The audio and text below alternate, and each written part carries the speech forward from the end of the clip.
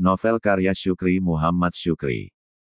Di Bale-Bale, Bapak sedang serius berbicara dengan Paman Payatumpi, Paman Pondok Baru dan Tengku Paya.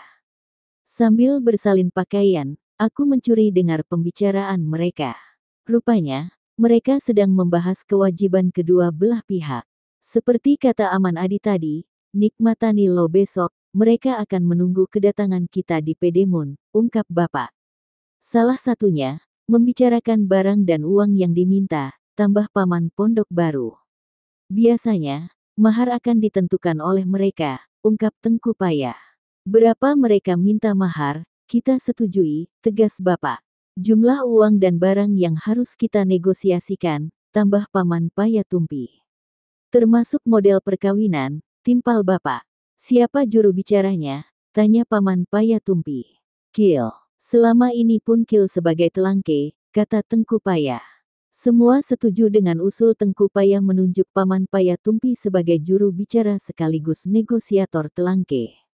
Selesai subuh kita berangkat, kata Paman Payatumpi. Oh ya, Aman Adi menunggu di Kala Kebayakan, tambah Bapak. Telangke sepakat, selesai subuh berangkat dari Buntul Dedecer ke Kala Kebayakan. Skenarionya, Aman Adi menyediakan perahu bermesin tempel untuk mengantar telangke. Dia juga menyatakan kesediaannya menjadi penghubung untuk dua keluarga. Paman Payatumpi menginap di Buntul Dedecer, karena dapat tugas sebagai telangke.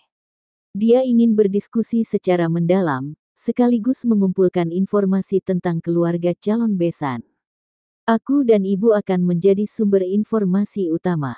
Pun Raman dan Ibi Remelah peramah dan penyayang, kataku kepada Paman Payatumpi. Segala sesuatunya, Akar Remelah menyerahkan kepada keputusan adat, tambah ibu. Selama menginap di sana, Niko pernah bertemu saudaranya yang lain, tanya Paman Payatumpi. Enggak pernah Kil, jawabku. Kedua orang tua Akar Remelah sudah wafat ketika Rani masih berumur 2 tahun, tambah ibu. Ibu menyampaikan sejumlah informasi penting yang diperolehnya dari Bibi Remelah. Informasi tentang saudara sepupunya, baik dari garis ibu maupun dari garis bapak. Satu-satunya yang tergolong sebagai orang tua Bibi Remelah, ama eceknya yang dipanggil Awan Aji, tinggal di Takengon. Ibu tidak tahu, apakah Awan Aji hadir dalam prosesi munginte 3 hari yang lalu. Sepertinya ada seorang lelaki tua yang hadir, ungkap Paman Pondok Baru. Bagaimana tanggapannya? Tanya Bapak. Dia mendukung, ungkap Paman Pondok Baru. Baguslah, kata Paman Payatumpi cukup optimis. Suasana pagi itu masih terhitung eber-eber, 3 orang lelaki yang ditunjuk sebagai telangke sudah berangkat menuju ke Kala Kebayakan. Sementara aku mengajar ke SD Nangka sehingga tidak ikut dalam rombongan telangke. Kami berpisah di simpang Kala Kebayakan. Mereka berbelok ke kiri, aku langsung menuju ke SD Nangka. Adi adalah orang pertama yang berdiri di halaman SD Nangka, kusapa dengan panggilan Kapitan. Sambil menunggu jam pelajaran dimulai, kami berbincang-bincang tentang negosiasi yang akan berlangsung hari ini.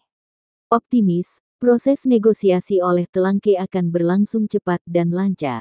Nggak lama lagi, kamu akan jadi adikku, kata Adi. Nanti, aku harus panggil apa? Tanyaku. Abang Kapitan. Canda Adi. Cocok, haha. Kataku, dan kami pun tertawa terbahak-bahak. Kepalaku begitu ringan, pikiran jernih, mengajar anak-anak kelas 2 menjadi sangat menyenangkan. Materi pelajaran yang kujelaskan, sangat mudah dicerna oleh siswa. Lonceng tanda waktu pulang berbunyi, siswa masih memintaku bernyanyi. Aku berjanji akan menyanyi esok hari, mereka pun bubar dari kelas.